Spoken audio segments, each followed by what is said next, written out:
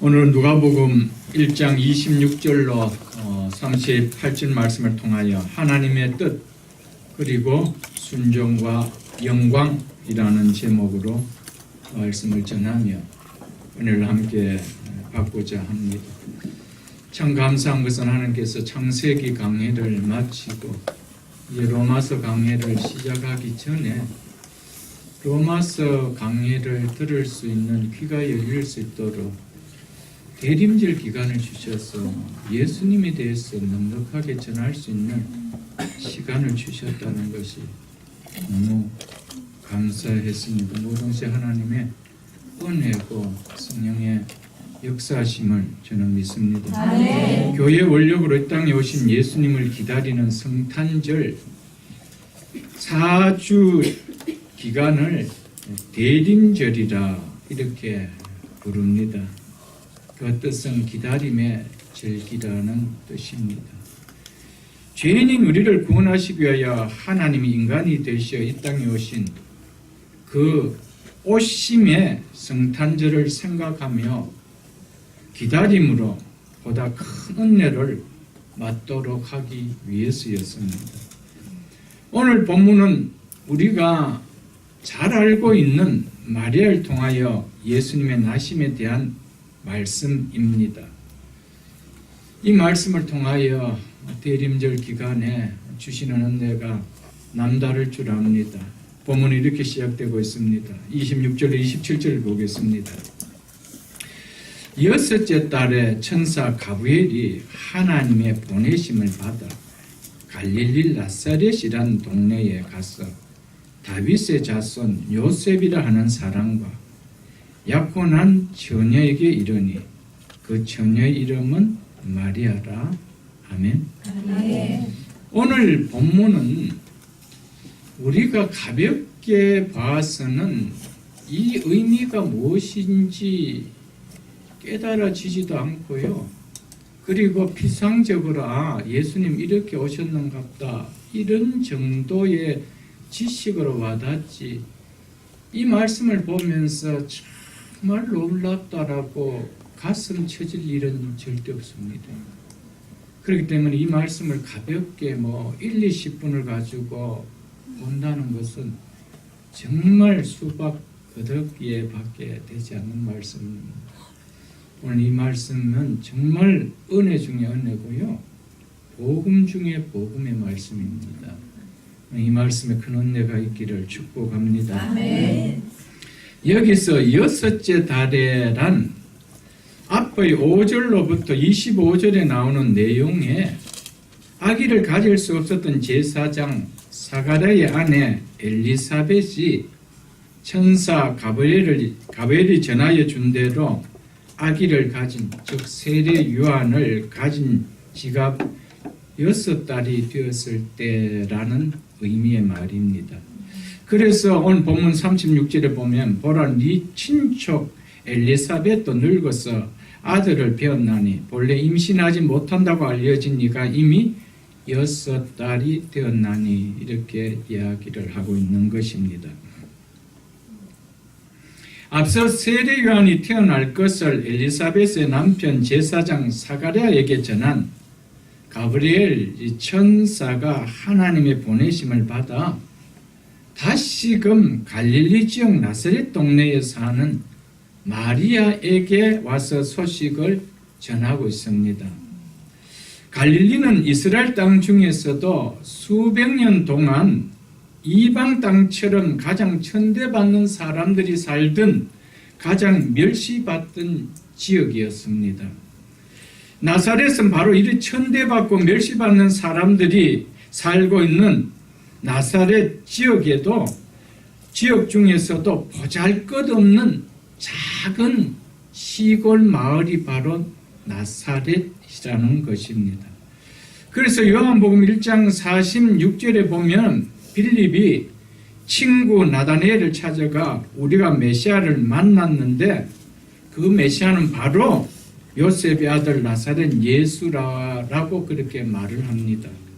그러자 이 말을 들은 나다나엘이 나사렛에서 무슨 선한 것이 날 수 있겠느냐라고 말을 했던 거 우리가 알 것입니다. 이처럼 나사렛은 갈릴 사람들에게조차 이런 평을 들을 만큼 별 볼 일 없는 동네였습니다.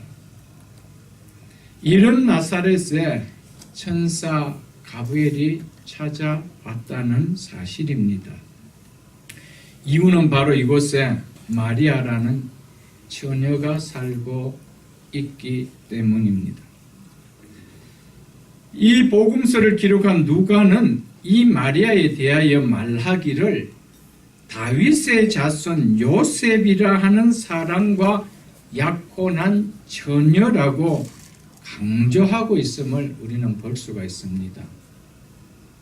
그냥 요셉이라는 사람과 약혼한 처녀라고 말을 해도 성경은 쓰여질 수가 있고 읽는 사람이 읽어질 수가 있는데, 성경은 다윗의 자손 요셉이란 사람과라며 마리아가 약혼한 요셉이란 사람이 다윗의 자손이라는 것에 대해서 강조점을 두고 있는 것을 우리는 볼 수 있을 것입니다. 그리고 마리아는 결혼한 여인이 아니고 약혼한 처녀라며 처녀임을 강조하고 있다는 것입니다. 이렇게 누가는 다윗의 자손이라는 것과 처녀라는 것을 지금 강조하고 있다는 것을 우리는 이 말씀을 보면서 반드시 짚고 넘어가야 됩니다. 이것은 구약 선지자들이 오실 메시아는 바로 다윗의 자손으로 오실 것이라고 예언을 했으며, 그리고 처녀의 몸을 통해서 태어나실 것이라고 예언을 해 놓았기 때문입니다. 누가가 이렇게 성경하고 기록하고 있으면 메시아 오심은 구약의 선지자들이 예언해 놓은 그대로 지금 너희 눈앞에, 우리 눈앞에 펼쳐지고 있음을 이야기합니다. 예수님의 오심은, 우리의 구원자가 오시면 어쩌다가 오신 것이 아니고 구약의 선지자들을 통하여 이미 약속했던, 반드시 우리의 메시아는 다윗의 후손으로 오신다. 그리고 그분은 처녀의 몸을 통해 오신다라고 약속을 했던 것입니다. 그 약속이 지금 우리 눈앞에 성취되고 있음을 지금 누가는 이야기하면서 기록하고 있는 것입니다. 마태복음 1장을 여러분 한번 펴보십시오. 마태복음 1장, 신약성경 마태복음 1장 18절을 제가 읽어드리겠습니다. 예수 그리스도의 나심은 이러하니라. 그의 어머니 마리아가 요셉과 약혼하고 동거하기 전에 성령으로 잉태된 것이 나타났더니, 21절을 보겠습니다. 아들을 낳으리니 이름을 예수라 하라. 이는 그가 자기 백성을 그의 죄에서 구원할 자이심이라 하니라.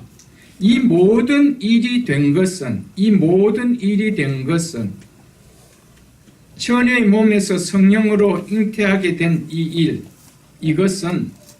이 모든 일이 된 것은 주께서 선지자로 하신 말씀을 이루려 하심이니라. 아멘. 선지자가 하신 말씀을 이루려 하심이라. 이르시되 보라, 처녀가 잉태하여 아들을 낳을 것이요 그의 이름은 임마누엘이라 하리라 하셨으니 이를 번역한즉 하나님 우리와 함께 계시다 함이니라.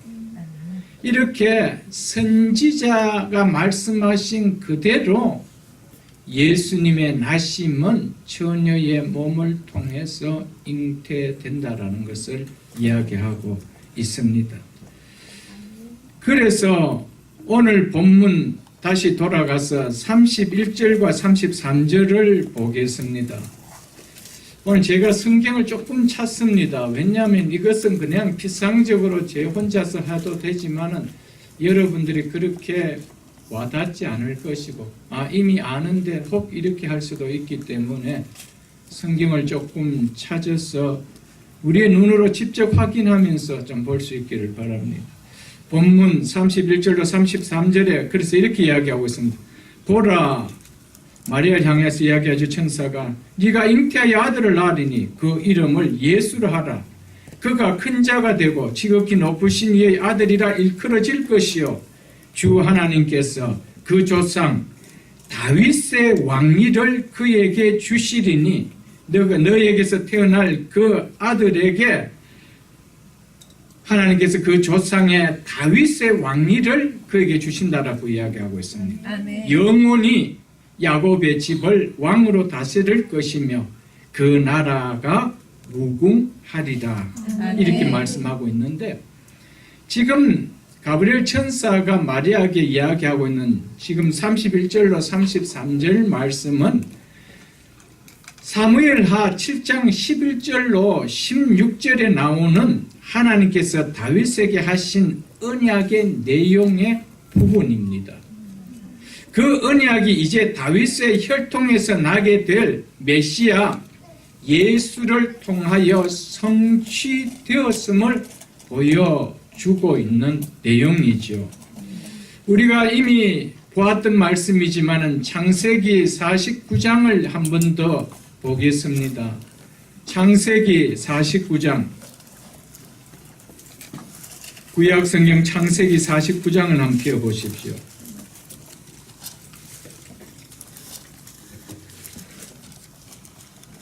10절을 제가 읽어드리겠습니다. 야곱이 임종하면서 12 아들에게 이 예언적 축복을 할 때 유다에게 이런 예언을 했다라고 말씀드렸습니다. 10절 보겠습니다. 규는 왕권을 상징하는 지봉이라고 이야기했습니다. 홀이라고도 불려진다라고 말씀을 드렸습니다. 이 왕권을 상징하는 이 지봉, 이 홀이 누구를 떠나지 않는다라고요? 유다를 떠나지 않으며, 즉 이 말은 유다 지파에서 왕권을 누리게 될 것이라 이걸 지금 예언을 하고 있는 것입니다. 통치자의 지팡이가 그 발사에서, 즉 유다의 발사에서 떠나지 아니하기를 한 번 더 왕권이 유다 지파에서 지속적으로 머물게 될 것을 지금 강조하고 있습니다. 그런데 전제가 있죠. 그 전제가 뭡니까? 실로가 오시기까지 그렇게 된다는 겁니다. 실로는 참된 왕을 가리키는 말로 평화의 왕이신 메시아를 이야기한다고 말씀드렸습니다. 그분이 오실 때까지 유다에게서 왕권이 떠나가지 않을 것이다. 그 이야기하고 있죠. 그런데 실로가 오면 어떻게 된대요? 그에게 모든 백성이 복종하리라. 성경이 이야기하고 있습니다. 벌써 성경을 시작하고 있는 창세기에 누가 오심을 대한 예언을 하고 있습니까? 메시아가 오심을 예언하고 있죠. 그런데 이 메시아는 어쩌다 오는 것이 아니고 반드시 유다 지파를 통해서 올 것이다. 성경은 예언하고 있다는 것입니다. 아멘.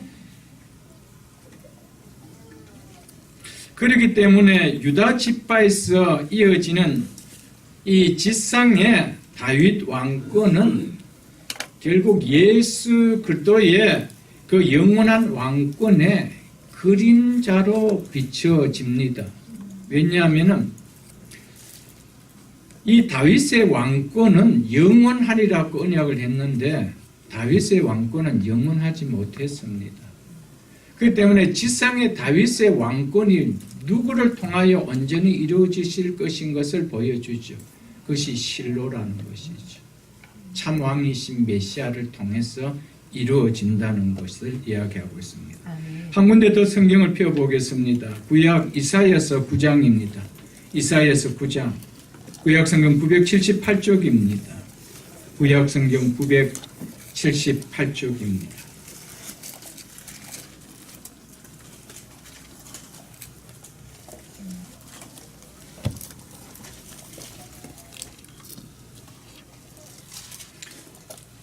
구약 성경 978쪽 이사야서 9장 6절로 7절 말씀 제가 읽어드리겠습니다.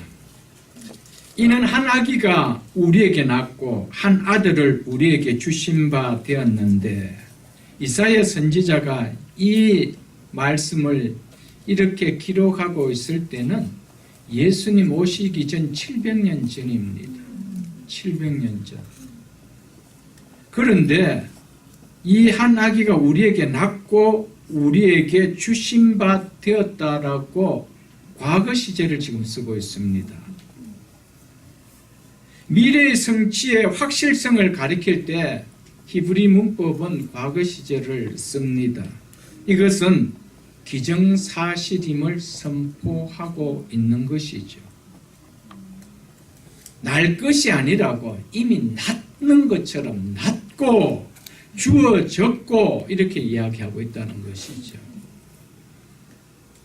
그런데 그 아기의 어깨에는 정사가 메어졌대요. 정사가 메어졌다는 말은 통치권을 가지고 다스린 자다 이 말입니다. 그의 이름은 기묘자라, 모사라. 근데 한 아기인데 그 아기가 통치권을 가졌대요. 근데 그분이 누구라고 이야기합니까? 전능하신 하나님이라, 영존하신 아버지라. 여러분, 한 아기가 아버지래요. 이게 말이 안 되어지는 말이 지금 되고 있는 겁니다, 여러분들. 한 아기는 누구라는 겁니까? 마리아를 통해서, 천의 몸을 통해서 태어날 한 아기는 누구라는 겁니까? 하나님이라는 겁니다. 우리의 아버지가 되신 하나님이라는 겁니다. 그러면서 평강의 왕이라 할 것입니다. 그 정사와 그 통치와 그의 통치와 평강의 더함이 못하며 무궁하며 영원할 것이라고 이야기합니다. 예수 그리스도 그분이 오셔서 다스리는 나라는 영원한 나라라 그렇게 지금 이야기하고 있습니다. 또 다윗의 왕좌와 그의 나라에 군림하여 그 나라를 굳세게 세우고라고 이야기하고 있습니다. 이것은 사무엘하 7장 16절에서 약속한 말씀의 성취가 궁극적으로 한 아기가 태어남으로 이루어질 것을 지금 얘기하고 있는 것입니다. 그래서 오늘 본문 32절 하반절에서도 주 하나님께서 그 조상 다윗의 왕위를 그에게, 마리아 너의 몸에서 태어날 그 아기에게 주리니라고 성경은 말씀을 했던 것입니다. 그 한 아기가 태어날 때 그 한 아기는 다윗의 왕자와 그의 나라에서 군림하며 그 나라를 굳게 세울 거라고 이야기합니다. 그렇기 때문에 이 한 아기는 반드시 누구의 왕위를 받는 겁니까? 다윗의 왕이죠. 그래서 다윗의 후손으로 와야 된다는 것입니다. 이처럼 유다 지파에서 나오는 이 다윗의 왕권은 궁극적으로 예수 그리스도의 영원한 왕권, 이거에 대한 그림자로 보여주고 있는 것이죠. 그러면서 이렇게 이어지고 있습니다. 지금 이후로 영원히 정의와 공의로 그것을, 즉 그 나라를 보존하실 것이라. 만군의 여호와의 열심히 이 일을 이루시리라. 아멘. 누가 그렇게 하신대요? 하나님이 하십니다. 하나님이 하시기 때문에 이 일을 누가 막을 자가 있나요? 절대 막을 자가 없습니다. 절대 막을 자가 없는 거예요. 그래서 예수님이 태어나시려고 할 때 이것이 이루어지지 않도록 사단이 얼마나 막았습니까? 그래서 2살 이하 모든 태어났던 유아들을 다 헤롯을 통하여 죽이게 하지 않습니까? 그런데 이는 누가 하십니까? 하나님의 열심으로 하기 때문에 막을 수가 없는 거예요. 마지막 사단은 예수님을 십자가에 못 박음으로 그 일이 성취되지 않도록 하려고 했습니다. 그러나 하나님은 그 일을 통하여 도리어 하나님 나라가 성취되게 하시는 역사를 보여주고 있는 것이죠. 누구의 열심이요? 하나님의 열심. 믿습니까, 여러분? 여러분과 저의 구원이 우리의 열심으로 이루어집니까? 우리의 열심이라면은 열심보다도 낙심이 더 많았습니다. 우리의 구원이 이루어질 수 있나요? 우리는 패배했던 신앙이었습니다. 우리는 한치 앞을 전진할 줄 몰랐던 신앙의 사람들이었습니다. 그런 우리를 누가 이끌어 줬습니까? 하나님의 열심이었습니다. 아멘. 구원은 전적인 하나님의 열심입니다. 구원을 이루도록 보내주신 역사도 하나님이 하셨고 그 일이 성취될 수 있도록 하신 분도 하나님이시고 그 일에 우리를 인도하신 분도 하나님이십니다. 아멘. 하나님의 열심이라는 사실이죠. 그것을 이야기하고 있습니다. 다시 본문으로 돌아가겠습니다. 다시 본문 32절로 33절을 보겠습니다. 그가 큰 자가 되고 지극히 높으신 이의 아들이라 일컬어질 것이요 주 하나님께서 그 조상 다윗의 왕위를 그에게 주시리니. 누구의 왕위를요? 다윗의 왕위를 그에게 주시리니. 그러니까 이는 반드시 누구의 후손이어야 됩니까? 다윗의 후손이어야 됩니다. 그래서 요셉은 다윗의 자손이다. 성경 그렇게 이야기하고 있는 것입니다. 33절 보겠습니다. 영원히 야곱의 집을 왕으로 다스릴 것이며. 여기서 야곱은 집은 이스라엘을 지칭하는 말로 이것은 단순히 육적 이스라엘을 말하는 것이 아닙니다. 이 육적 이스라엘은 결코 영원히 무궁할 수가 없습니다. 언젠가는 끝이 나지요. 그리고 그 나라는 수없이 바벨론, 아수르를 통하여 무너졌던 것이고요. 그리고 2000년 동안 나라를 잃었던 나라였습니다. 어떻게 영원토록 무궁할 수가 있나요? 그 이스라엘을, 육적 이스라엘을 이야기하고 한 거 아닙니다. 이것은 바로 영적 이스라엘, 예수 그리스도를 믿는 주의 백성들을 이야기하고 있습니다. 그 백성들이 있는 그 나라가 어떻게 된대요? 무궁하리라. 아멘? 아멘. 믿습니까, 여러분? 아멘. 근데 31절에서도 말하고 있지만은 마태복음 1장 21절에 보면 더 추가적으로 이 의미를 깨달을 수 있도록 이야기했습니다. 마태복음 1장 21절을 여러분 한번 펴보십시오.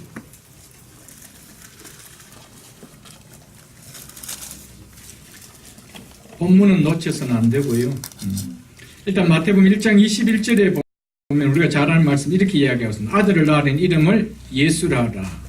여기까지는 누가가 기록했는데 그 이하는 누가는 기록하고 있지 않죠. 마태는 이렇게 기록하고 있습니다. 이는 그 이름을 그렇게 지은 의미를 이야기하지요. 이는 그가 자기 백성을 그들의 죄에서 구원할 자이심이니라. 아멘. 예수님이 다스리는 그 나라는 자기 백성이 있는 거예요. 자기 백성. 그 나라가 영원하다 이 말입니다. 여러분, 나라가 되려면 어떻게 됩니까? 주권이 있어야 되죠.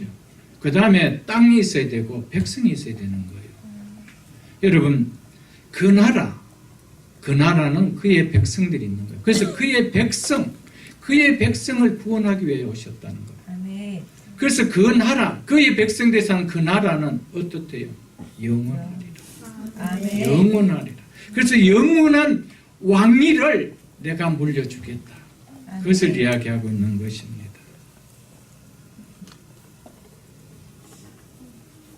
그래서 요한복음 18장 36절에 한번 펴보실 수 있기를 바랍니다. 신약성경 180쪽입니다. 여기에 보면 예수님께서 빌라도 총독에게 신문을 받을 때 이렇게 이야기하고 있습니다. 요한복음 18장 36절에 신약성경 180쪽입니다. 내 나라는, 즉 내가 다스린 나라는 어디에 속한 것이 아니요 이 세상에 속한 것이 아니니라. 이 나라 왕들이 통치하는 그 땅에 속한 나라가 아니라고 이야기하고 있습니다. 만일 내 나라가 이 세상에 속한 것이었더라면 내 종들이 와서 나로 유대인들에게 넘어지지 않게 하였느니라. 이제 내 나라는 여기에 이 세상에 속한 것이 아니니라. 아멘? 아멘. 여러분, 하나님의 백성들이 살 나라는 궁극적으로 이 나라가 아니라고 성경이 이야기하고 있습니다. 아멘. 믿습니까, 여러분? 아멘. 여러분, 하나님을 믿는다라는 것은 이 땅에서 영주하는 인생이 아니라는 겁니다. 우리가 가야 될 나라가 있다는 겁니다. 그런데 그 나라는 영원히 무너지지 않는데. 왜? 영원히 무너질 수 없는 그분이 왕이 되셔서 통치하는 나라이기 때문에. 믿으십니까? 아멘.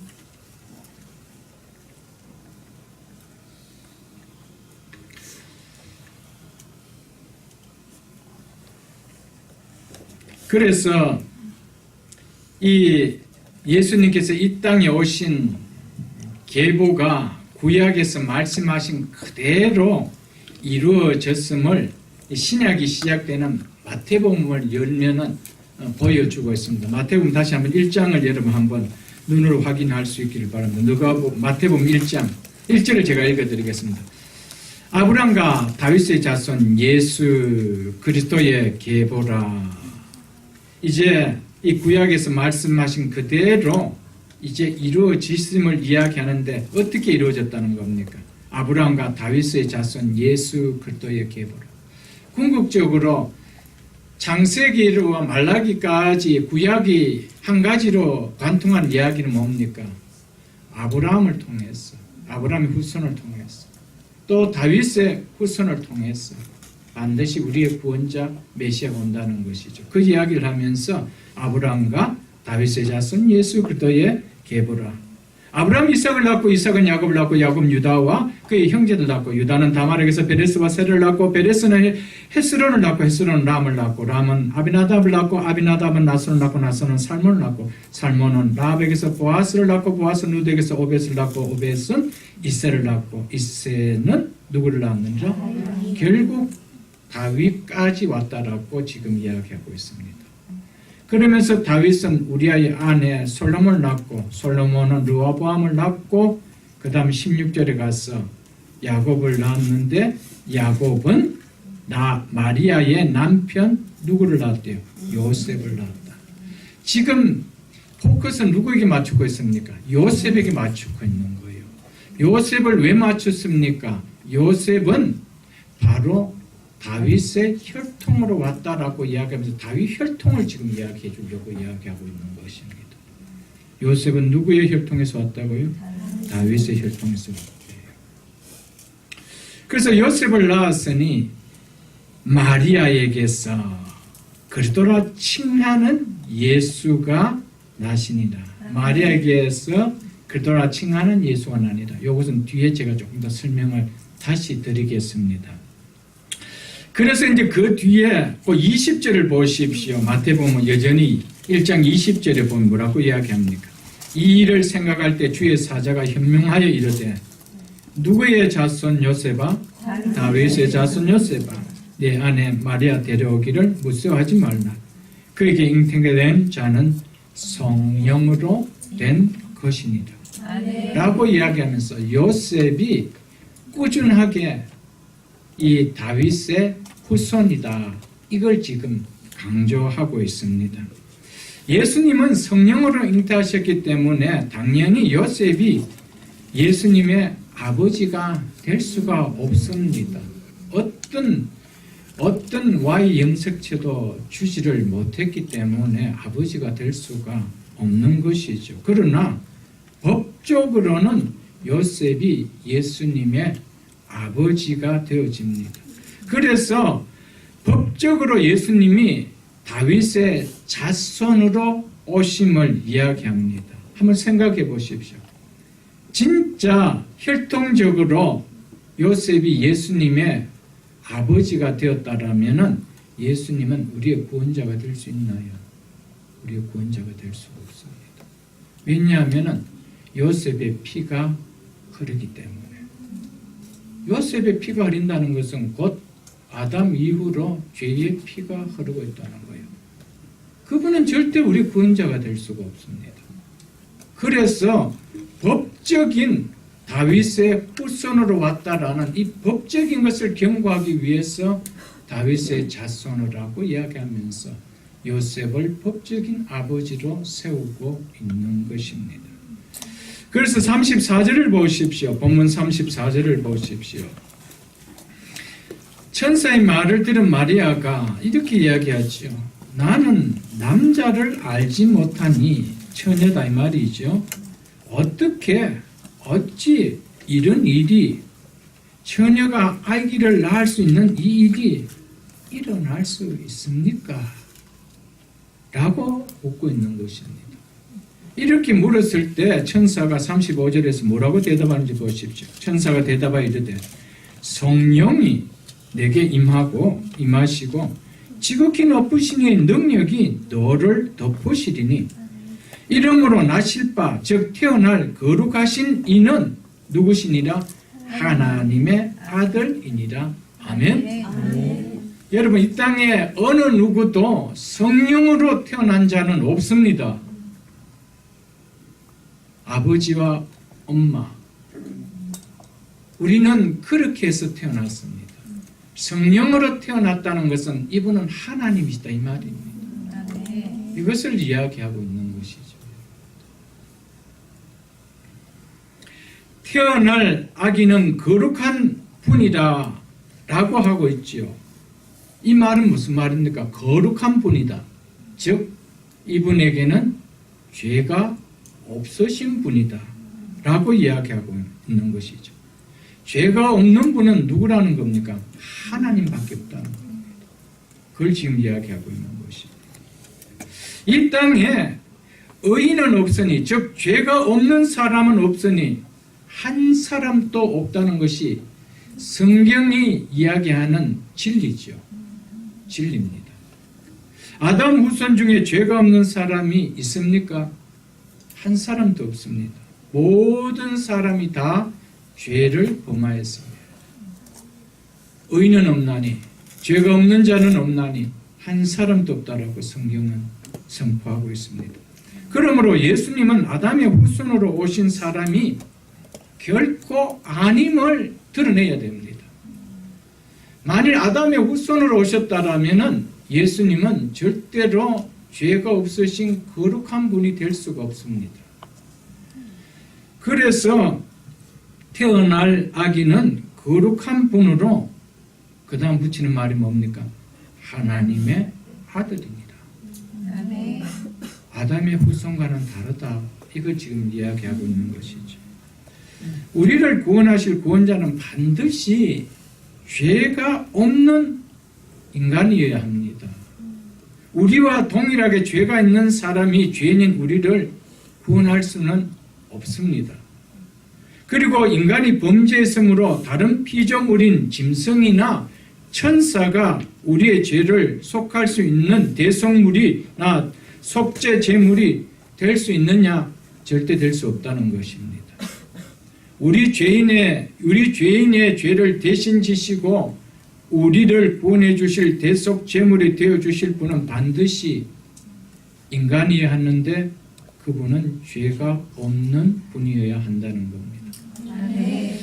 죄인의 죄를 대신 지심으로 우리의 죄값이 더 이상 지불되지 않아도 되도록 우리를 어렵다고 칭해 줄 수 있는 속죄 제물이 되어 줄 수 있는 분은 반드시 죄가 없는 사람이어야 됩니다. 아멘. 믿습니까, 여러분? 아멘. 그래서 성경은 끊임없이 이분에 대해서 이야기하면서 마리아를 통하여 오는 이 아기를 통하여 거룩한 분이다. 하나님의 아들이라. 이렇게 이야기하는 겁니다. 그래서 처녀를 강조하고 있는 겁니다. 만일 마리아가 처녀가 아니고 결혼한 여인이었다라면 절대로 마리아의 몸에서 난 그는 우리를 구원할 수가 없는 것입니다. 로마서를 한번 펴보십시오. 로마서 3장을 펴보십시오. 신약성경 243쪽입니다. 로마서 3장 243쪽입니다. 오늘 이 내용은 참 중요합니다, 여러분들. 이미 알고 계시지만 한 번 더 누구로 확인하시면서 이것을 제가 또 한 번 로마서 강의할 때 또 설명들이 되어지겠지만요. 믿음은 듣고 다져지는 겁니다. 아멘. 로마서 3장 24절로 26절을 제가 읽어드리겠습니다. 그리스도 예수 안에 있는 속량으로 말미암아 즉 죄값을 대신 지불하신 그 지불하심으로 말미암아 하나님의 은혜로 우리가 값없이 어렵다 하심을 얻은 자가 되었느니라. 우리가 어떻게 해서 값없이 어렵다 하심을 얻는 자가 되었습니까?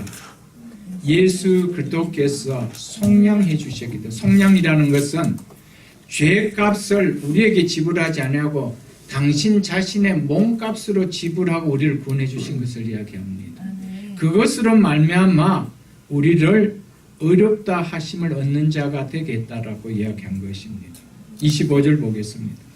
이 예수를 하나님이 그의 피로서 말미암아 그의 피로서 믿음으로 말미암는 화목 제물을 세우셨으니, 이 의미는 예수님의 피를 믿을 때 어렵다 함을 받도록 죄인인 인간과 거룩한 나 사이에 화목 제물로 세우셨다는 뜻입니다. 그러니까 예수님께서 십자가에서 우리의 죄값을 대신 지시고 피를 흘리실 때 하나님, 거룩하신 하나님과 죄인인 우리 사이에 화목할 수 있도록 하나님께서 화목 제물로 정해 놓으셨다는 겁니다. 왜? 그분은 죄가 없으신 분이기 때문에 죄를 가지신 우리의 죄를 담당하실 수 있기 때문이라는 것이죠. 그래서 이는 하나님께서 이렇게 하심은 이 말이죠. 하나님께서 길이 참으신 중에 전에 지은 죄를 간과하심으로 너그럽게 보아주심으로써 자기의 의로우심을 나타내려 하심이니, 곧 이때 자기의 의로우심을 나타내사, 즉 하나님께서 오래 참으셨다가 지금 이때에 자기의 의로우심을 나타낸 것은 이 말이죠.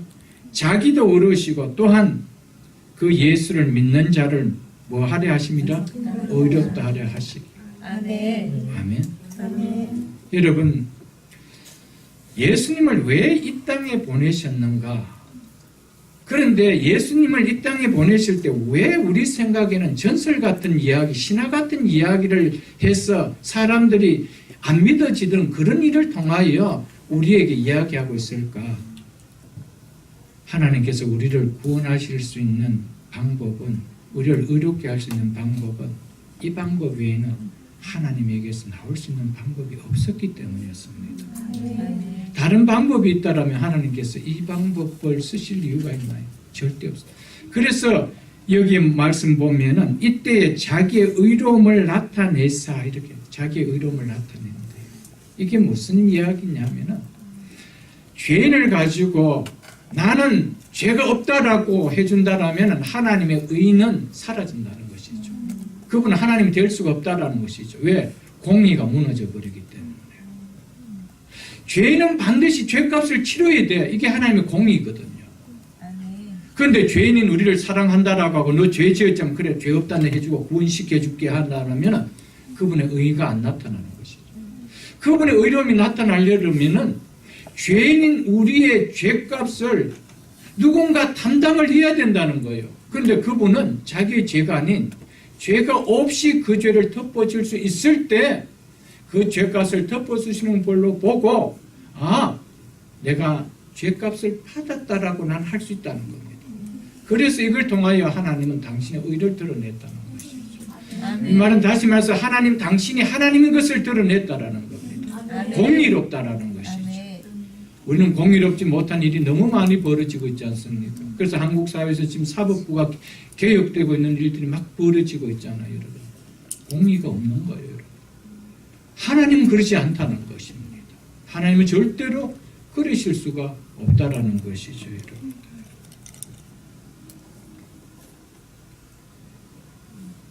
이처럼 죄인인 우리의 죄를 사하심으로 하나님께서 우리를 의롭다라고 칭해 주시는 분은 그 자체가 죄 없으신 분이어야 한다는 겁니다. 그래서 하나님께서 죄 없으신 하나님의 아들을 친히 사람이 되게 하셔서 이 땅에 보내주신 것이죠. 그날이 성탄절입니다. 성탄절이 예사로운 날이 아니에요, 여러분. 그래서 그날을 굿뉴스라고 그러잖아요. 그날에 천사들이 와서 뭐라고 했었습니까? 첫 마디가 굿뉴스라, 큰 기쁨의 좋은 소식이라 그렇게 말했던 거 아닙니까, 여러분?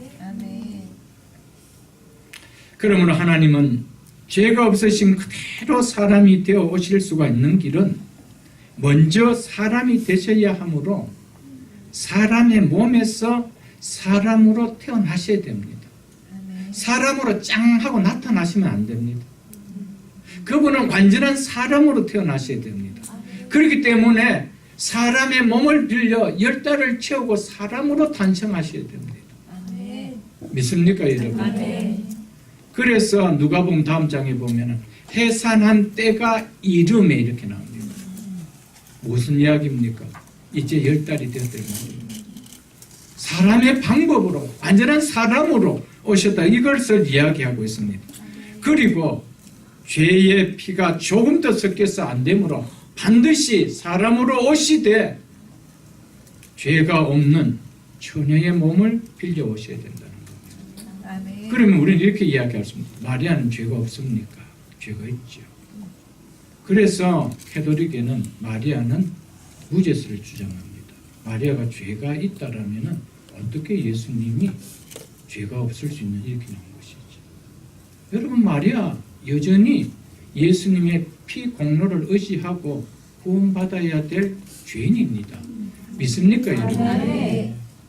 근데 왜 마리아를 통하여 왔는데 무죄하냐, 죄가 없느냐? 여러분, 우리의 생명은 피에 있는 거예요. 피가 들어오는 거예요. 근데 피는 여러분들 마리아의 몸에서 우리의 정자, 우리의 자궁 속에서 여자의 몸을 통해서 그 여자의 피의 염색체 한 부분도 아기 몸에는 안 들어가는 겁니다. 영양분만 들어갑니다. 우리의 피는 X체, Y체, 염색체가 합쳐질 때 형성되는 거 아닙니까, 여러분들? 그렇기 때문에 남자의 섞이면 안 된다. 그 피가 들어가면 안 된다. 그래서 완전한 여자의 몸, 처녀의 몸에서 예수님은 사람으로 태어나게 하시고, 그래서 죄가 없이 오셔야 됨을 만드시기 위하여 그렇게 하셨다는 것입니다. 믿으십니까, 여러분? 이게 놀라운 진리입니다, 여러분들. 놀라운 진리죠.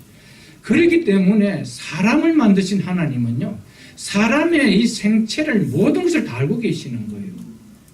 그렇기 때문에 그렇게 하신 것입니다.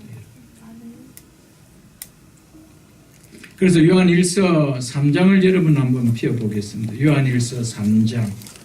요한 1서 3장을 펴보십시오, 여러분. 요한 1서 3장. 제가 가진 성경 390쪽입니다. 한번 펴보십시오. 요한 1서 3장 5절을 제가 읽어드리겠습니다. 그가 우리의 죄를, 우리의 무엇을 없애려고요? 우리의 죄를 없애려고 나타나신 것은, 즉 이 땅에 오신 것은, 예수님이 오신 목적이 뭡니까? 우리의 죄를 없애려고, 여러분과 저의 죄를 없애려고. 믿습니까, 여러분? 이 사실이 안 믿어지면은요, 예수는 우리하고 너무 가까이 계시면서도 먼 분입니다. 우리의 죄를 구원하시기 위하여. 이것을 너희가 뭐 하나니? 아나니. 믿습니까? 알고 계십니까? 그러면서 그에게는 뭐가 없느니라? 죄가 없느니. 이거 성경 이야기하고 있습니다. 그분에게 죄가 있다라면은 그분이 우리의 죄를 구원하실 수 없음을 이야기하고 있습니다. 그분이 인간으로 오셨지만, 이 땅에 나타나신 바 되었지만 그에게는 죄가 없느니라. 여러분, 이걸 이야기하고 있어요. 그래도 한 번 더 보겠습니다. 고린도후서 5장을 여러분 한번 펴보십시오. 고린도후서 5장. 고린도후서 5장. 제가 가진 성경 268쪽입니다. 아니, 고린도후서 5장.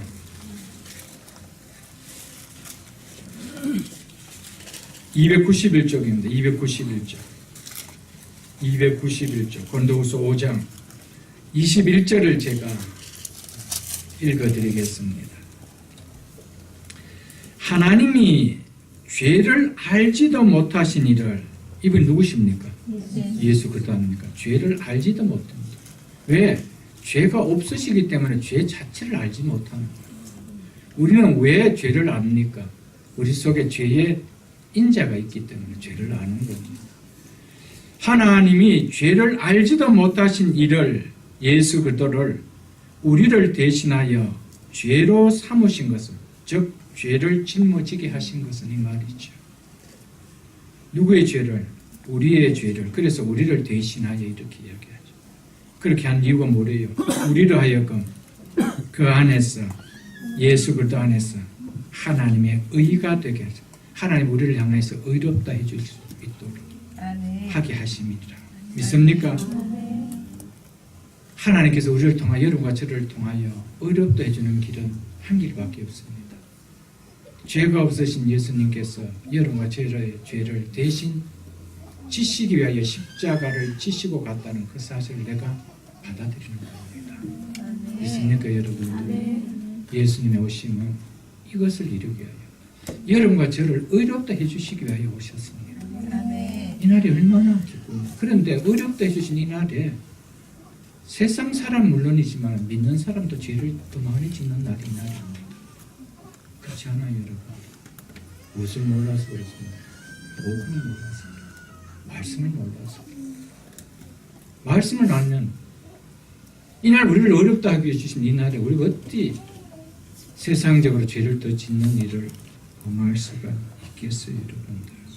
다 모르면 그렇게 사는 거예요, 여러분. 모르면 그렇게 사는 것이죠. 그래서 하나님의 말씀을 아는 것이 힘이요, 은혜요, 복인 겁니다. 믿습니까, 여러분들? 그래서 우리가 믿는 신앙 고백을 할 때, 오늘도 예배를 드릴 때 신앙 고백했지요. 그 고백할 때 그 외아들 우리 주 예수 그리스도를 믿사오니라고 고백하면서 이는, 즉 그는 성령으로 잉태하사 동정녀 마리아에게 나시고, 이것을 우리는 매주 믿는다라고 고백합니다. 이게 얼마나 중요한 내용인지 모릅니다. 근데 이것을 우리가 깨닫지 못하고 그냥 입술의 고백을 할 때가 많지요. 여러분, 사도신경은 입술의 고백이 아니고 영혼의 고백이 되겠네요. 맞습니까, 여러분들?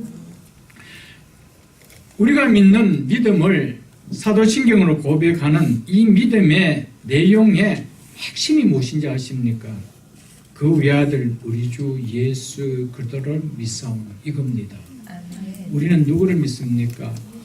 예수 그리스도를 믿습니다. 아멘. 예수가 그리스도이심을 믿는다, 이 말입니다. 아멘. 예수는 인간의 몸으로 입고 오셨을 때 붙여준 이름입니다. 즉 인성을 이야기합니다. 그리스도는 하나님의 아들을 이야기합니다. 신성을 이야기합니다. 이 땅에 오신 예수는, 사람인으로 오신 이분은 하나님의 아들인 것을 내가 믿는다, 이 말입니다. 아멘. 믿습니까, 여러분? 아멘.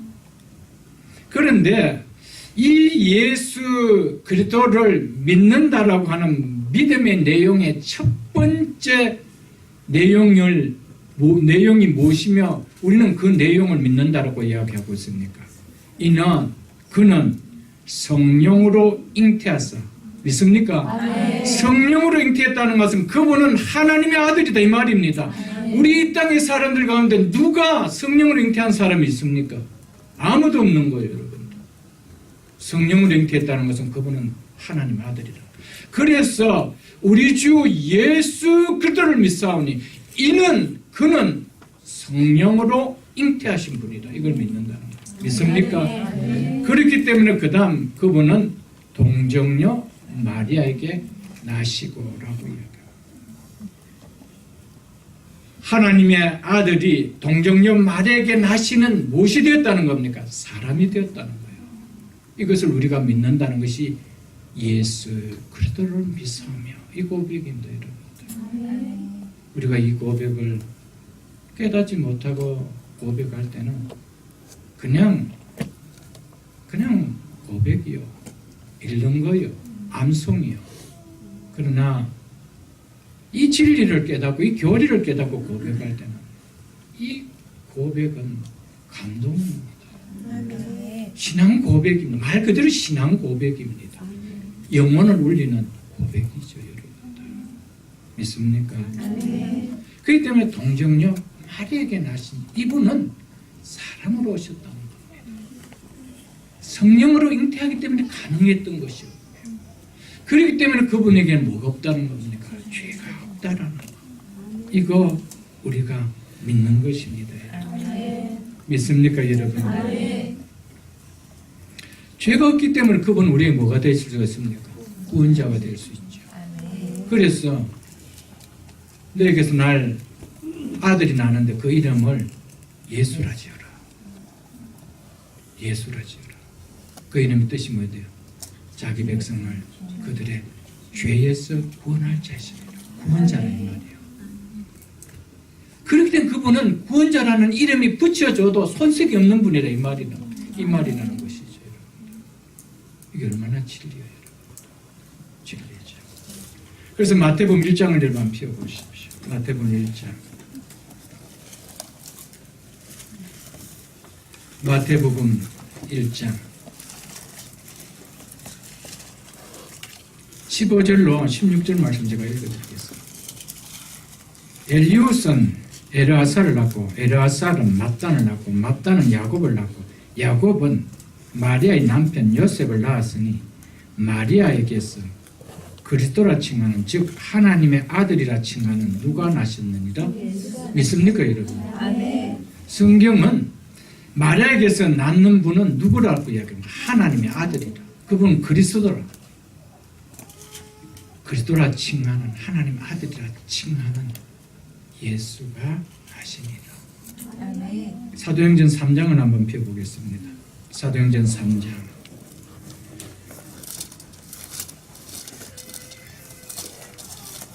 사도행전 3장을 여러분 한번 펴보시죠.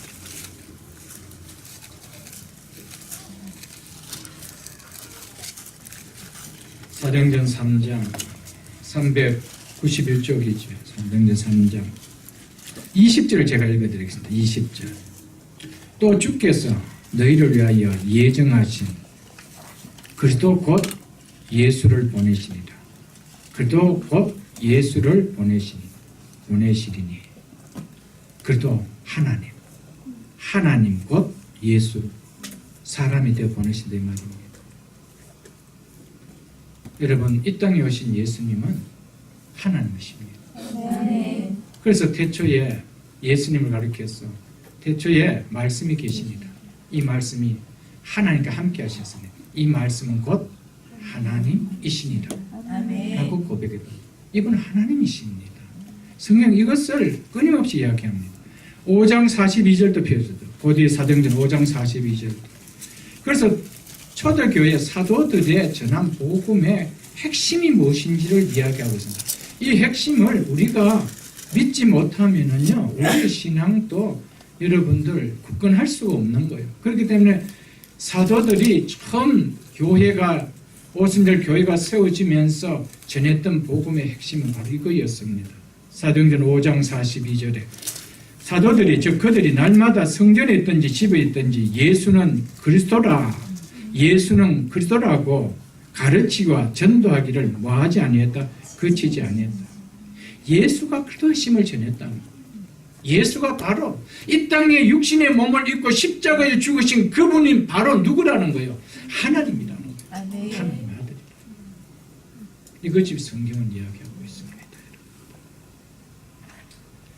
여러분, 그렇기 때문에 예수님이 성령으로 잉태하사 동정녀 마리아에게 나심을 믿지 못한다면 그 이하는 결코 믿습니다라고 신앙 고백 안 되어집니다. 되어질 수가 없습니다. 어떻게 되어질 수가 있습니까, 여러분? 십자가에 못 박히고 죽은 가운데서 다시 살아나셨다. 이 부활이 믿어집니까, 여러분? 성령으로 잉태되신 하나님이 아닌데 어떻게 부활하실 수가 있습니까? 못 믿어지는 거예요. 그분이 십자가에 죽으신데 우리의 죄를 사하신 게 믿어집니까? 하나님의 아들이 아닌데 어떻게 믿어집니까? 다 밑에 고백은요, 다 거짓말입니다. 안 믿어지는 거예요. 그렇기 때문에 이거 고백하고도 죄를 사해 주신 것과 몸이 다시 사는 것과 영원히 사는 것 날마다 고백하고 암송하고 주일 예배 때마다 고백하는데도 이게 안 믿어지는 거예요. 여러분, 예수 그리스도께서 성령으로 잉태하셨다는 이 사실이 믿어져야 됩니다. 아멘. 동정녀 마리아에게 탄생하셨다는 이것이 믿어져야 됩니다. 여러분 이것이 믿어지게 하기 위하여 첫 고백이 뭔 줄 압니까? 전능하사 천지를 만드신 하나님 아버지를 내가 믿사오며 이 고백이 나옵니다. 아멘. 하나님이 전능하심이 믿어지지 않으면 그 이하가 다 믿어지는 거예요. 그러니까 신앙 고백이라는 것은요, 사도신경은 굉장한 우리의 신앙의 모든 핵심을 다 고스란히 다 담고 있습니다. 그래서 루터는요, 성경 66권을 짜면 거기에서 사도신경이 나온다고 그랬습니다. 이 절대적인 우리의 교회가 믿고 교회가 가르치는 진리죠, 여러분. 진리입니다. 이게 클리어하게 믿어져야 돼요. 이것이 깨달아지지 않고 본문 읽으면은 이런 내용 다 알고 있어. 이거밖에 안 해요. 이게 무슨 감동이 돼요? 이게 무엇이 그렇게 우리의 가슴을 찡하게 울릴까요, 여러분?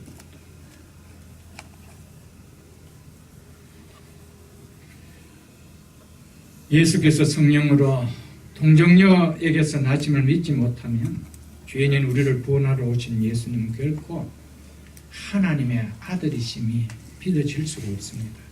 그래서 요한 1서 5장을 여러분 한번 펴보겠습니다. 요한 1서 5장. 제가 가진 성경 392쪽입니다. 392쪽.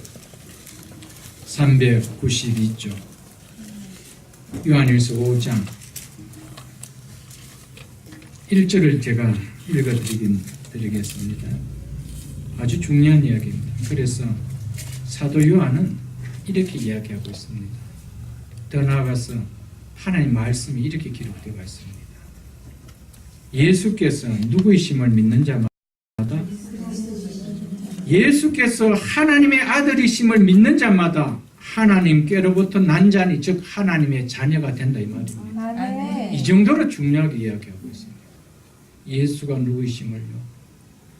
하나님의 아들 그리스도시요. 아멘. 그렇기 때문에 그분은 죄가 없으신 분으로 우리의 죄를 대속해 주실 수 있는 분이라는 겁니다. 이것을 우리가 묻는. 그래서 먼저 예수가 인간으로 오신 예수가 누구이심을 죄가 없으신 하나님의 아들이심을 믿는 자마다 하나님께로 낳고 즉 하나님의 자녀가 되고요. 예외가 없습니다. 교회 아무리 오래 다니고 아무리 직분을 가지고 있고 이게 아닙니다. 예수가 하나님이심을 믿지 않는다면 이게 일어나지 않는 거예요. 아멘. 이것을 믿으려면 성령으로 잉태하사 그분은 성령으로 잉태하사 동정녀 마리아에게 나셨다는 이 사실이 믿어져야 됩니다.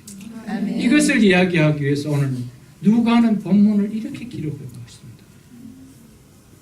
그래서 약혼한 처녀 마리아에게 성경이 이렇게 이야기하고 있다는 것이죠.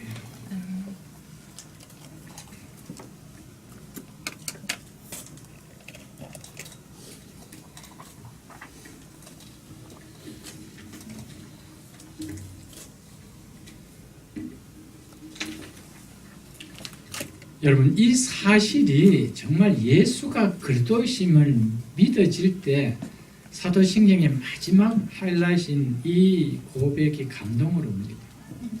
죄를 사하여 주시는 것 믿습니까 여러분? 아멘. 죄를 가진 자는 죄가 없는 그 의로운 나라에 들어갈 수가 없는 거예요. 죄를 사하여 주시는 거예요. 죄가 사하여지면 무엇이 해결됩니까? 죄의 삭은 사망이거든요.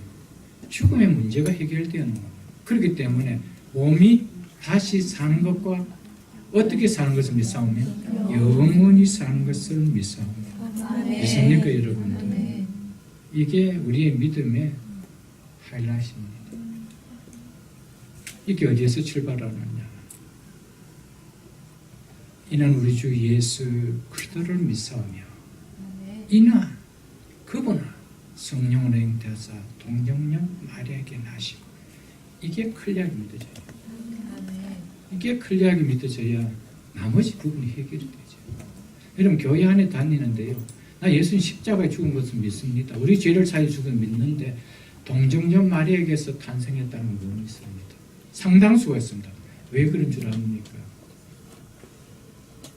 여러분, 우리 세상의 학문들은 다 형이하학적인 학문들입니다. 그렇기 때문에 우리의 이성과 지혜로 깨달아지는 학문들입니다. 이성과 지혜로 깨달아지지 않으면 안 믿어지는 거예요. 그러니까 이 사실이 믿어집니까? 안 믿어집니까? 안 믿어지는 거예요. 근데 혹 십자가에 못 박혀서 우리 죄를 사해줄 수 있다. 그럴 수는 있겠는데 어떻게 이 땅에 한 번도 없었던 이 일이 일어날 수 있느냐? 이걸 딱 묻는 거예요. 여러분, 만일에 처녀의 몸에서 또 태어나실 수가 있다라면은, 태어나는 분이 있다라면은, 여러분, 이 땅에는 우리 예수 그리스도의 이름 외에 구원자가 또 있습니다. 그렇게 되는 거 아니에요, 여러분들? 그런데 하나님이 이 길을 딱 막아 놓으신 거예요. 왜? 우리의 구원자는 이 땅에 단 한 번밖에 일어나는 사건밖에 없다는 거예요. 이게 진리인 거예요. 이게 진리인 거예요. 그런데 이 구원, 우리에게 구원을 베풀어 주신 하나님의 능력을 믿는데 어떻게 세상에 똑같은 방법으로 되어진 그걸 믿습니까, 여러분? 우리가 세상에 이해하고 있는 이 지성적인 이 이성의 이해를 가지고 받아들여져야 믿어집니까, 여러분? 거기에 어떤 구원이 일어날 수가 있겠어요, 여러분?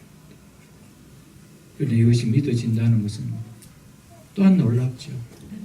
성령이 하신 일이기 때문에 성령이 아니고는 죽었다 깨도 믿어질 수가 없는 거 아니에요. 믿어졌다는 것 자체가 우리에게는 얼마나 큰 진리고 은혜인 줄 모르는 것입니다. 창세기 3장을 좀 보겠습니다. 제가 순종과 영광은 조금 문제가 미뤄야 될 것 같아요. 창세기 3장과 창세기 3장 15절 여러분 한번 펴보십시오. 창세기 3장 15절. 제가 이 부분을 조금 더 확실하게 좀 매듭을 짓고 전문을 가고 싶습니다. 그래야 여러분들이 다음에 로마서를 강의할 때 이 부분이 열려 있어야 첫 시간부터 이 복음이 들어와지는 거예요. 복음이 깨달아지는 거예요. 그런 로마서 강의 앞에 하나님께서 이 시간을 주셔서 제게 이 말씀을 전할 수 있는 타임을 주셨다는 것이, 제가 이 말씀을 이렇게 준비하면서 참 하나님은 놀랍다. 어떻게 이렇게 간섭하시는가. 참 그렇게 제가 깨달아졌습니다. 창세기 3장 15절 보겠습니다. 아담과 하와가 범죄한 이후에 이렇게 하나님께서 찾아오셔서 하십니다. 범죄시켰던 또 사단인 뱀에게 동일하는 이야기죠. 내가 너로 여자와 원수가 되게 하고, 사단 뱀을 이야기하죠. 내가 너로 여자와 원수가 되게 하고. 참 이게 복음입니다.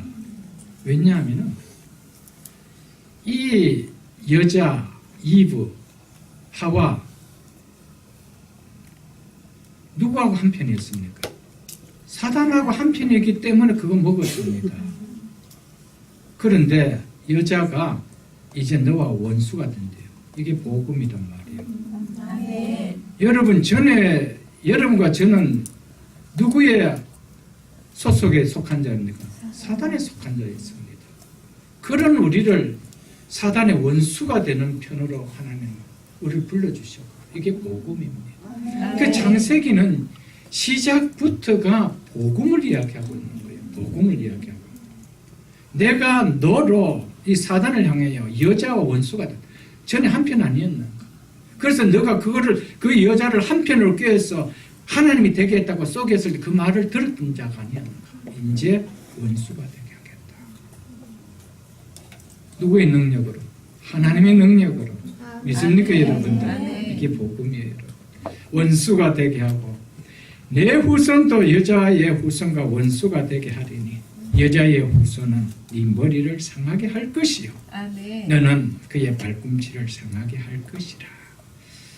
여자의 후손은 여기에서는 1차적으로 하나님의 백성, 여기서 이제 뱀의 후손과 이 하나님의 후손, 이 두 후손들이 나눠지는 이 한 후손에 속하는 것을 이야기하고요.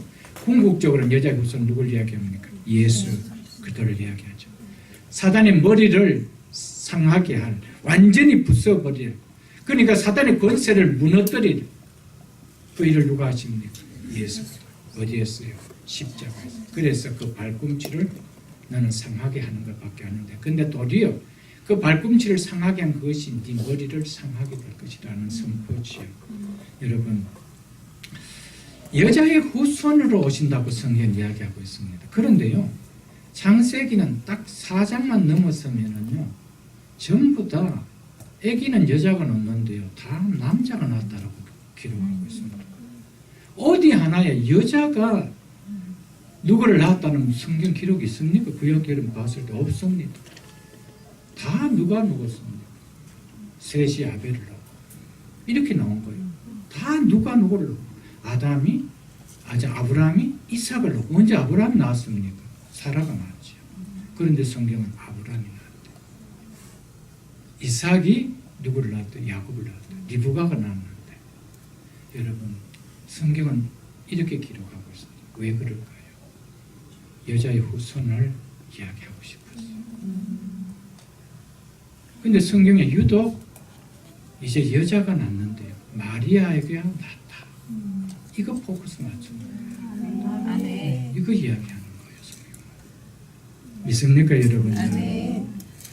그래서 마태복음 1장에 갔을 때 그렇게 여러분들 쭉 이야기를, 족보를 이야기하면서 그 남자가 계속 낳잖아요. 그렇죠? 아브라함 이삭을 낳고, 이삭이 야곱을 낳고, 야곱이 유다를 낳고, 또 그 형제를 낳고, 이세는 다윗을 낳고, 다윗은 솔로몬을 낳고, 쭉쭉쭉 전부 다 남자의 후손으로 이렇게 주어지다가 16절에 와서 어떻게 이야기하냐면은, 야곱은 요셉을 낳고 요셉은 예수를 낳으니라고 해야 성경이 맞아 들어가는 거예요. 그렇지 않아요? 그런데 어떻게 이야기하고 있습니까? 마리아에게서 그리스도라 칭하는 예수가 나시니라. 이걸 이야기하고,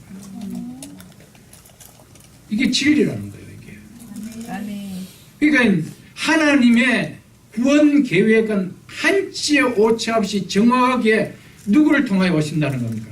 여자의 후손을 통하여 온다는 것을 우리에게 선포해 주고 있다는 것이죠, 여러분. 이 예수의 정확하게 오심이 어떻게 진리를 깨닫는다라면 고개가 갸우뚱해질 수 있어요. 갸우뚱해질 수 있는 자체가 또한 그것 또한 기적 아니겠습니까? 저는 이런 진리의 말씀 앞에서 정말 저는 손발 다 들었습니다. 어떻게 하나님의 말씀이 이렇게 완벽한 퍼즐을 맞추며 기록될 수 있을까? 하나님께서 그런 또 은혜의 눈을 주신 또 하나님 앞에 제가 또 감사하죠. 보면 볼수록 성경은 그냥 한 페이지가 그냥 안 넘어가요. 그 속에 담긴 진리는요, 보면 볼수록 또 새로운 진리가, 또 깊은 진리가 발견되어지는 것이죠, 여러분.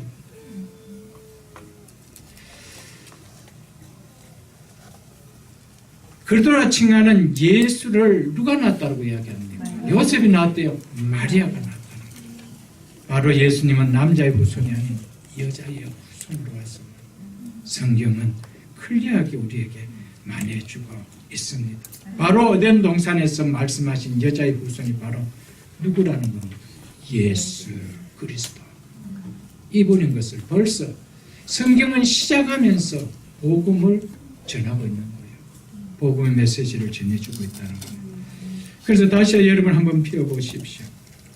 마태복음 1장 22절로 23절을 제가 다시 한번 더 읽어드리겠습니다.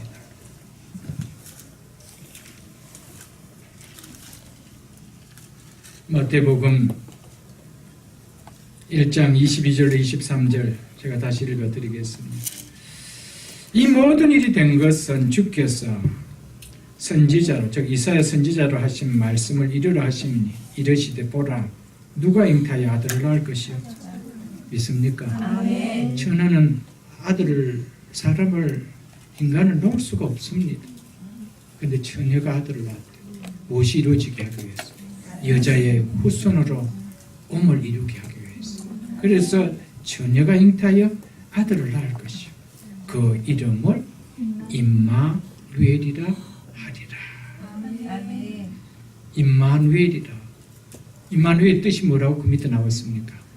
하나님이 우리와 함께 하십니다. 아멘. 참 놀라운 것은요, 이 가브리엘 천사가 이 마리아에게 이 하나님의 아들이 태어나는데 이름을 예수라 하나만 지어주면 되는데 또 하나 더 지어라죠. 그 뭡니까? 임마누엘이라 두 나를 지어줍니다. 여러분, 어느 부모도요 아이를 태어날 때 이름 우리 이름 미국같이 이 국적이 한인이면서도 또 미국에 살 때 있을 때는 한국 이름도 지어주고 미국 이름도 지어주고 이럴 때는 좀 예외지만은 그 외에 여러분들 한국에 살면서 두 이름을 가지고 있는 사람 봤습니까? 개명하지 않는 이상 그렇지 않죠. 근데 아기가 태어나자마자 이름을 딱 둘 지어줍니다. 전에도 제가 말씀드렸지만 자기 백성을 그들의 죄에서 구원할 자이심이라 구원에 대해서 이야기하는데 죄에서 우리를 구원한다는 이 구원이 어떻게 일어나는가를 설명하기 위하여 임마누엘을 붙였다는 겁니다. 어떻게 해서 이 구원이 일어난대요? 하나님이 우리와 함께함으로 일어난다는 거예요. 아멘. 여러분, 죄인인 우리 속에 거룩하신 하나님이 들어올 수 있습니까? 절대 들어올 수 없습니다. 이분이 들어오셔야만이 구원이 일어나는 거예요. 아멘. 그런데 이분이 들어오시려면 어떻게 됩니까? 죄가 사해져야 되는 거예요. 그래야 거룩하신 그분이 우리 속에 들어올 수 있는 거예요. 그렇기 때문에 그분이 우리의 뭐를 사해 주기 위하여? 죄를 사해 주시기 위하여 오신 겁니다. 그렇기 때문에 그분이 우리 속에 구원을 이루시는 임마누엘로, 그래서 우리와 영원히 함께 하시는 분으로 오실 수가 있다라는 것을 이야기해 주고 있습니다. 한 군데 더 말씀을 보고 제가 말씀을 맺도록 하겠습니다. 그리고 하나님의 뜻, 그리고 그 순종, 그리고 그 결과의 영광, 이 부분은 제가 다음 시간에 조금 전하도록 하겠습니다. 갈라디아서 4장을 한번 펴보십시오. 갈라디아서 4장 보고 말씀을 좀 맺도록 하겠습니다. 갈라디아서 4장, 제가 가진 성경 306쪽입니다. 306쪽 갈라디아서 4장 4절에 이렇게 말씀을 기록되어져 있습니다. 하나님께서 창세기에서 에덴 동산에서 벌써 여자의 후손을 보내주시겠다고 했는데 그것이 이루어졌음을 대해서 이렇게 이야기하고 있습니다. 4장 4절에 사도 바울은 이렇게 이야기합니다. 때가 참에 하나님이 그 아들을 보내사 여자에게서 나게 하시고 여자의 후손으로 보내주심이 이루어졌다 이 말 아닙니까? 때가 참에 여러분, 하나님의 때가 있다는 것입니다. 하나님 그 때를 이루시려고 수많은 선지자들을 보내서 이 때가 있음을 우리에게 이야기해 왔습니다. 여러분, 예수 그리스도가 이 땅에 오심의 복음은 어쩌다가 온 것도 아니고 인간이 지어서 만든 것도 아닙니다. 구원의 계획을 가지고 계신 하나님께서 친히 구원의 계획을 세우시고 그리고 그 구원의 계획이 이루어지도록 플랜을 짜시고 실행에 나가시고 하나님의 열심을 통해서 때가 되어서 그 뜻이 이루어지도록 마리아를 통하여 여자의 후손으로 오게 하셨다는 것입니다. 아멘. 말씀을 맺겠습니다. 여러분, 오늘 이 말씀은 짧은 말씀이지만 너무나 큰 복음의 진리가 들어있는 말씀입니다. 성경은 그냥 기록된 것이 아닙니다. 그래서 성경은 짝이 없는 것이 없다라고 이야기하고 있습니다. 성경은 누구의 이야기입니까? 예수 그리스도의 이야기입니다. 그래서 예수님께서 누가복음 5장에서 뭐라고 이야기했습니까? 이 성경은 곧 내게 대하여 증언은 하는 것이라고 이야기했습니다. 구약의 모든 이야기의 핵심은 오실 나에 대한 얘기였다. 오실 예수 그리스도에 대한 얘기였다. 이거였습니다. 우리는 이제 이미 오신 예수 그리스도를 믿습니다.